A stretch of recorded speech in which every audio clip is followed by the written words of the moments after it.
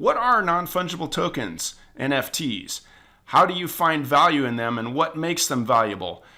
First off, I need to state that I'm not a financial planner. None of this should be taken as financial advice. Please do your own due diligence and talk with a financial advisor before making any financial decisions. That being said, let's jump into what non-fungible tokens actually are. So dictionary.com, let's first take a look at fungible. Fungible means especially of goods, being of such nature or kind as to be freely exchangeable or replaceable in whole or in part for another like nature or kind. So non-fungible would be not replaceable, obviously. If we jump over to Investopedia and look at their definition of non-fungible token, it's a little thick, but I'll break it down. Non-fungible tokens, or NFTs, are cryptographic assets on a blockchain with unique identification codes and metadata that distinguish them from each other. So to simplify this crazy sentence, non-fungible tokens are basically just a bit of code sitting on computers that has been verified by multiple computers, stating that this is an individual item and it sits on that ledger of the blockchain, stating that it is unique. So right now, when we hear about NFTs, we're mostly hearing about artwork that's being sold, mostly JPEGs on OpenSea, that are being traded for all kinds of different values. In the future, NFTs are going to be attached to anything that has value. If we look at this article on Forbes from December 31st, 2021, Kevin O'Leary says NFTs are going to be bigger than Bitcoin. He's very bullish on cryptocurrency as a whole. In fact, he collects watches and is building a company that will attach NFTs to watches. As a collector, there's a lot of fraud that goes on, and he's saying this is going to cut down insurance costs huge, and every insurance company is going to eat this up and want all the watch companies to have these NFTs attached to the watches so we can verify that they are legit, that they're not a ripoff, that kind of thing. So this is going to happen with real estate, cars, jewelry, you name it.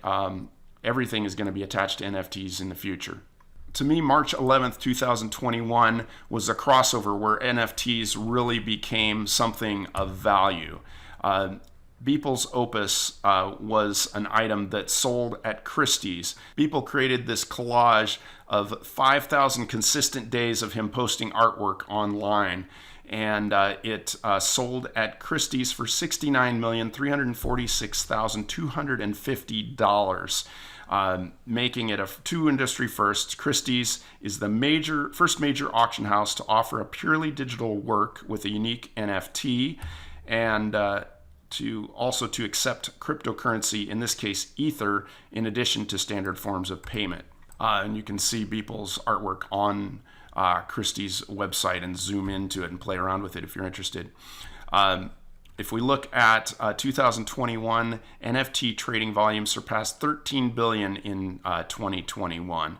And OpenSea is the leading NFT marketplace, facilitated nearly 88% of the total trading volume for 2021, or over $12.5 billion, according to the Block Research. And you can see how after the Beeple sale here, that the market started taking off, and it was actually the bottom of the crypto market in July that caused the NFT market to take off on OpenSea. And we see in August this just crazy amount of sales where they had 3.16 billion in sales in 1 month.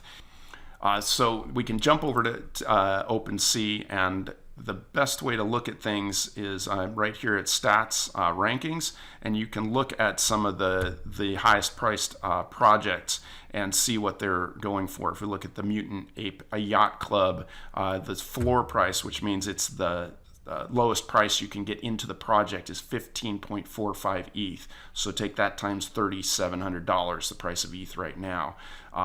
And if you want to get an original Bored Ape Yacht Club, it's going to cost you 71.5 ETH. So that's 71.5 times $3,700. it's over or just right around $250,000 to get a JPEG of a Bored Ape. And then if you jump into this, you can see the any of the items within a project. See, there's 10,000 items owned by 6.1 thousand people, and the floor price and the volume traded is 297.3 thousand ETH, which is hard to even fathom. But it's really interesting because you can look at any of the projects that are for sale. When you see these pink WETH, these are bids on the project, not actual prices that you can purchase them at. You click on the buy it now over here, and that'll bring you up the lowest item that you can purchase at. And so we'll see that we can buy this at 71.5 ETH, and then you can drill down. We can see over time what the value of the item has been. You can see offers that are in on the project. And then one of the real interesting things is we can see it minted 8 months ago. Somebody sold it for 0.094 ETH 8 months ago.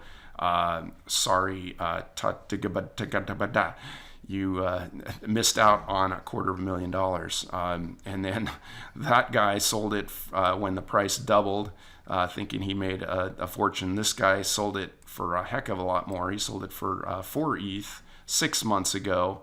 And then 24 days ago, it was sold for 55 ETH, and this guy is willing to let it go for 71.5 ETH to make a cool 21.5 ETH profit on his Bored Ape. My focus is on gaming NFTs because there's a lot more value with NFTs in gaming. And so what I recommend doing is looking at a lot of the NFT games that are out there or that are coming out, finding a game that you're interested in, and then learning about the NFTs within the game and what makes them rare, what makes them valuable, so you can find valuable NFTs that are going to be worth more in the future, or that you can go ahead and flip because somebody's bailing out of a project and you can get into the project or that NFT more expensively. To give you an example of that, we'll jump over to the Evolving Forest, and this is a project that I've jumped into because I just love plants in general, and I love these are going to be 4K resolution plants that you will breed and fruit and different things to create more NFTs that then will be saleable. And it's got a token attached to it, PSCI, that is the token used in the game, and then those will have more value. And when we look at part of the team, the team isn't doxed, which means they haven't disclosed who they actually are, which is one of the negatives of the project because you don't know who is actually behind it.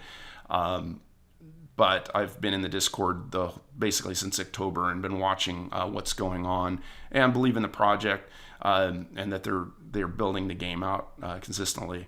And back in October, they announced that Erik Lundstrom, the creative director of Tomb Raider Underworld, is joining the Evolving Forest project.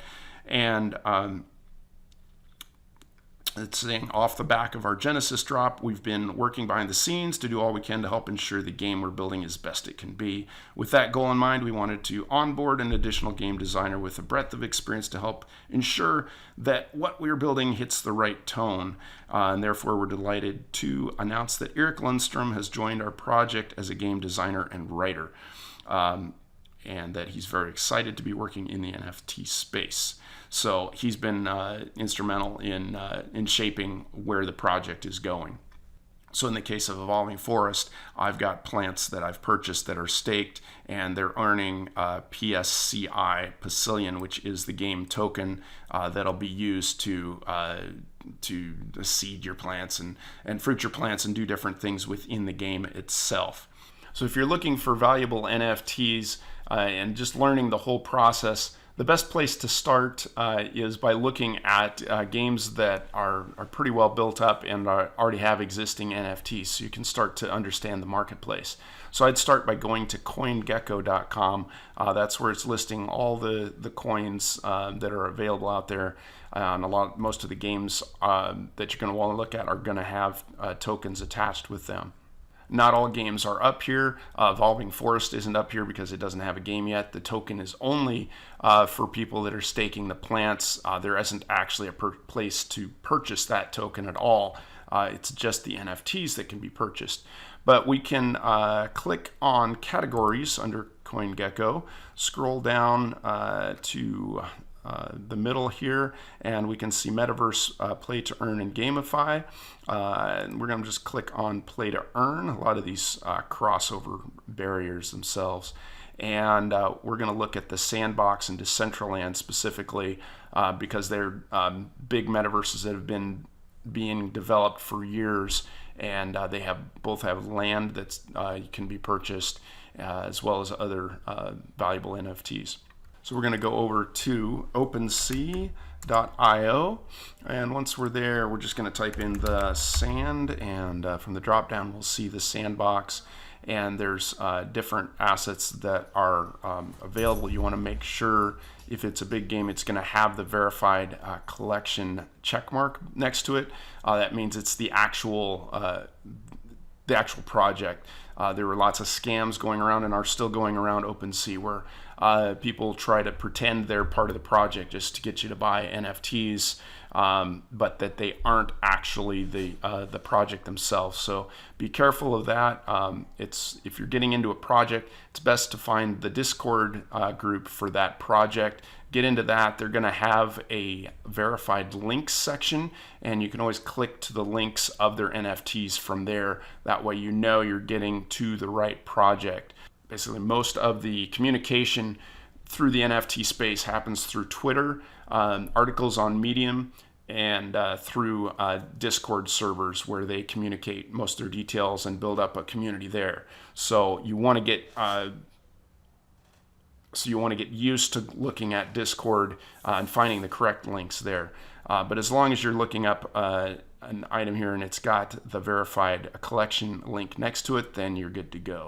So you can click on that, and we'll see that they have 103,000 items from 17,000 owners. The floor price is 3.5.